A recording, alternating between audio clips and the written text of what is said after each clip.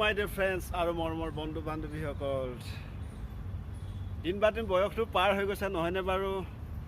নবৌক কৈছোঁ বুজাইছোঁ, নবৌয়ে বুজাই নাই। মই কওঁ কেতিয়াবা কথাটো, নবৌয়ে আকৌ পাহৰি যায়। তই কি কথা ক'বলৈ বিচাৰিছিলিনো, কি কথা কৈছিলিনো? মই নবৌক কৈছিলোঁ 2-3বাৰ, নবৌয়ে বুজা নাই। কিনো কৰোঁ, উপায় নাই। নবৌক বুজাই মই ভাগৰি গ'লোঁ। সি অকল পাহৰিও যায় নহয়। নবৌক মই ক'লোঁ, বয়স হৈ গৈছে ভাই, মোৰ কিবা এটা জীৱন সংগিনী এটা তই চাব লাগিছিলে নহয়, বয়স পাৰ হৈ গৈছে বুলি। নবৌয়ে কৈছে, কি কথা ক'ব বিচাৰচোন, কচোন তই।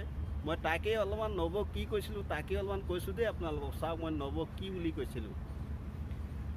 নবৌ, মোলৈ এজনী ছোৱালী চালি নে নাই? নবৌ, মোলৈ এজনী ছোৱালী চালি নে নাই? কঁকাল খামুচিয়া হলিহিৰি পতীয়া, কঁকাল খামুচিয়া হলিহিৰি পতীয়া, বগীকৈ ধুনীয়া চাই।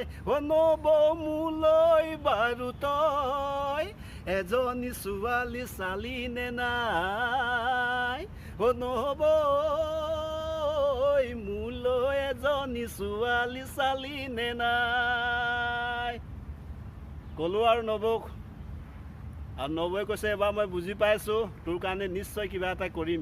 এতিয়া নবৌৰ ওপৰতে ভৰসা আৰু দেই ৰাইজসকল আৰু মোৰ বন্ধু বান্ধৱীসকল। নবৌক কৈ দিলোঁ আৰু নবৌয়ে এবাৰ যি কৰে কৰিব আৰু। মই একদম পূৰা ৰেডি হৈ আছোঁ আৰু। নবৌৰ ওপৰতে ভৰসা, যি কি নহওক